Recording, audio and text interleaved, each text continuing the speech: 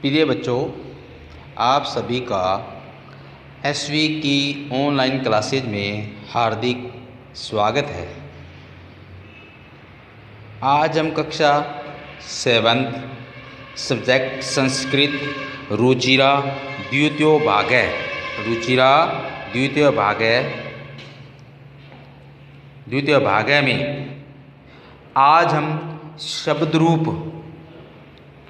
रूप करने जा रहे हैं। शब्द रूपाणी यानी शब्द रूप करने जा रहे हैं। तो सभी बच्चों ने अपना ये जो गृह कार्य है वो संस्कृत की जो आपने कॉपी अभ्यास प्रश्नों की कॉपी लगा रखी है उसी के अंदर ही करना है। पार्टीशन कर लेना है। पार्टीशन के अंतर्गत मान लो फर्स्ट पार्ट में आप क्वेश्चन आंसर हिंदी अनुवाद क्वेश्चन आंसर करते रहिए, उसके बीच में आधे पेज छोड़ के पीछे से इसका सेकंड कार्य कर लेना। मतलब बीच में से पेज आधे पेज छोड़ के फर्स्ट कार्य के लिए, बीच में उसके बाद में सेकंड कार्य सेकंड व्याकरण में संस्कृत व्याकरण के लिए कार्य करें। एक ही कॉपी में आपको वर्क करना है। ये नहीं है कि आपने उस लेसन के आगे ही शब्द रूप करने हैं, इसको बीच में स्पेस देकर मतलब आधे पेज छोड़कर फिर उसके बाद गृह कार्य करें। तो आज शब्द रूपाणी के अंतर्गत हम आज सर्वनाम शब्द करेंगे। सर्वनाम शब्द हम पढ़ेंगे आज। सर्वनाम शब्द के बारे में आपको बताऊंगा। भी सर्वनाम शब्द आपके पुल्लिंग, स्त्रीलिंग और नपुंसकलिंग में होंगे। सर्वनाम शब्दों में संबोधन नहीं होता। तो आज इसी कड़ी में हम अब एतत् मिस यह है इस पुल्लिंग शब्द रूप को पढ़ेंगे। आपको ये सबको विधि दी है कि संस्कृत में 3 ही वचन होते हैं, 3 ही लिंग होते हैं और विभक्तियाँ 7 होती है और एक संबोधन होता है। लेकिन सर्वनाम शब्दों में संबोधन शब्द का प्रयोग नहीं किया जाता और संबोधन में हमेशा प्रथमा व्यक्ति का ही प्रयोग होता है। तो लेकिन सर्वनाम शब्दों में संबोधन का प्रयोग नहीं होता, इसलिए उनका संबोधन नहीं लिखेंगे।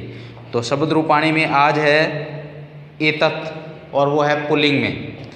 देखो विभक्ति लिखना एक तरफ, विभक्ति ये रेड पेन से लिखना है। विभक्ति एक वचनम, द्विवचनम, बहुवचनम ये सब आपने रेड पेन से लिखने हैं। उसके बाद प्रथमा विभक्ति देखो ऐसा है, एतौ, एते, ऐसा है, एतौ, एते। द्वितीय विभक्ति इसकी है एतम, एतौ, एतान। द्वितीय विभक्ति इसकी एतम, एतौ, एतान। तृतीय विभक्ति इसकी है एतेन, एताभ्याम, एतई, एतेन, एताभ्याम, एतई। चतुर्थी विभक्ति है इसकी एतस्मै, एताभ्याम, एतेभ्यः। चतुर्थी विभक्ति इसकी है एतस्मै, एताभ्याम, एतेभ्यः। पंचमी है इसकी एतस्मात्, एताभ्याम, एतेभ्यः। पंचमी विभक्ति इसकी है एतस्मात्, एताभ्याम, एतेभ्यः। षष्ठी इसकी एतस्य, एतयोः और एतेषाम। षष्ठी है एतस्य, एतयोः, एतेषाम। और सप्तमी आ गई एतस्मिन्, एतयोः, एतेषु। सप्तमी विभक्ति इसकी है एतस्मिन्, एतयोः, एतेषु। तो ये था इसका एतत् शब्द का पुल्लिंग रूप। अब इसी का नपुंसकलिंग एतत् स्त्रीलिंग। एतत् का अर्थ यह होता है, देखो इसका प्रथमा देखो एक बार पुल्लिंग में फिर वापिस एक प्रथमा एक अर्थ देख लो। ऐसा यह, एतौ ये दोनों और एते ये सब पुल्लिंग के हैं। ऐसा एतौ, एते, यह, ये दोनों, ये सब। अब है एतत् सब स्त्रीलिंग। एतत् का अर्थ भी यह होता है स्त्रीलिंग में, क्या कहता है, जैसे विभक्ति, एक वचन, द्विवचन, बहुवचन आपने सबने लिखने हैं, स्त्रीलिंग में है। उसमें पुल्लिंग में ऐसा था, इसमें आ गया ऐसा, उसमें ऐसा है, इसमें ऐसा। एते, एतः, ऐसा, एते, एतः। द्वितीय विधि देखो, एताम, एते, एतः, एताम, एते, एतः। तृतीया देखो, एत्या, एतया, एताभ्याम, एताभिः, एत्या, एताभ्याम, एताभिः। चतुर्थी है एतस्यै, एतस्यै, एताभ्याम, एताभ्यः, एतस्यै, एताभ्याम, एताभ्यः। पंचमी देखो, एतस्याः, एतस्याः, एताभ्याम, एताभ्यः, एतस्याः, एताभ्याम, एताभ्यः। षष्ठी देखो, एतस्याः, एतस्याः, एतयोः, एतयोः, एतासाम्, एतासाम्, एतस्याः, एतयोः, एतासाम्।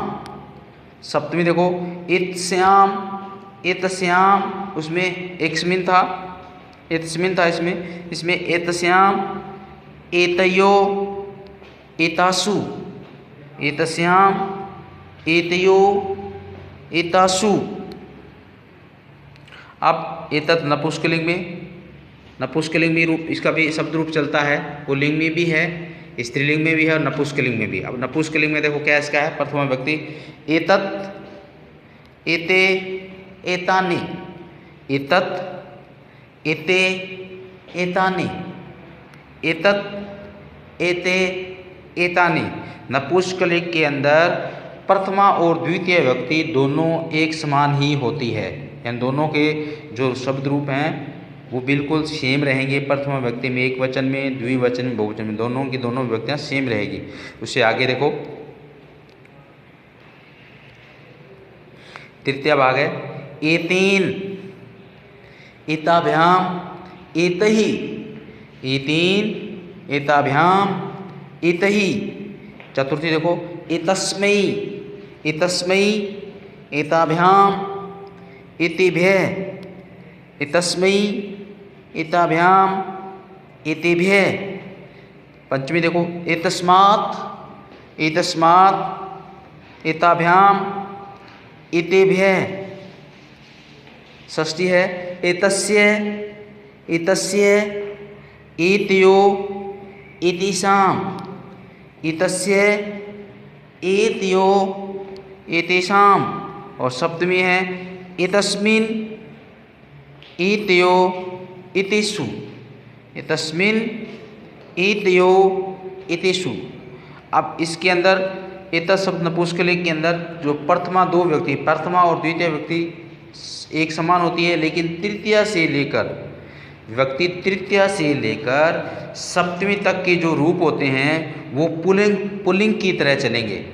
यानी नपुंसकलिंग का और पुल्लिंग का जो तृतीय व्यक्ति का रूप है वो एक समान होगा, तृतीया से लेकर सप्तमी व्यक्ति तक। यानी शेष जो रूप है पुल्लिंग की तरह चलेंगे तृतीया विभक्ति से लेकर, यानी तृतीया एक वचन से लेकर, द्विवचन बहुवचन से लेकर, तृतीया व्यक्ति का, फिर चतुर्थी का, पंचमी का, षष्ठी का, सप्तमी का, यानी तृतीया व्यक्ति से लेकर सप्तमी व्यक्ति तक के रूप नपुंसकलिंग के जो रूप होते हैं वो पुल्लिंग की तरह ही चलेंगे, पुल्लिंग के रूप की समान ही चलेंगे, पुल्लिंग वाले रूप ही चलेंगे। अब इसने विशेष दे रखा है सर्वनाम शब्दानाम संबोधने रूपाणी न भवन्ति, यानी सर्वनाम शब्दों में सर्वनाम शब्दों के रूप में संबोधन नहीं होते। जो सर्वनाम शब्द के जो रूप होते हैं उसमें संबोधन नहीं होता। तो ये प्रिय बच्चों, ये आपको आज का जो वीडियो है आपको समझ में आया होगा। आज जो आपके लिए जो गृह कार्य है ये एतत् शब्द के रूप तीनों लिंगों में आपको लिखने हैं। ये जो गृह कार्य आपने संस्कृत यानी व्याकरण के अंतर्गत करना है। इसके लिए आपको कॉपी, मैंने पहले बताया, इसके लिए आपको कॉपी का पार्टीशन करना है, बीच में से आधे पेज छोड़ के फिर गृह कार्य करना है। फर्स्ट वाली कॉपी के साथ गृह कार्य नहीं करना, उसी के आगे नहीं करना है, उसको पेज कईयों का फिर छोड़कर फिर गृह कार्य को करना है, और गृह कार्य भी साफ सुथरा करने का प्रयास करना है, और रेड और ब्लू पेन का भी प्रयोग अवश्य करना है। इस बात का सभी बच्चे ध्यान देवें। आज के लिए बच्चों इतना ही, आज जो शब्द रूप कराए हैं आज के लिए इतना ही। नेक्स्ट वीडियो में हम किसी नेक्स्ट टॉपिक पर चर्चा करेंगे। आज के लिए इतना ही। जय हिंद, जय भारत।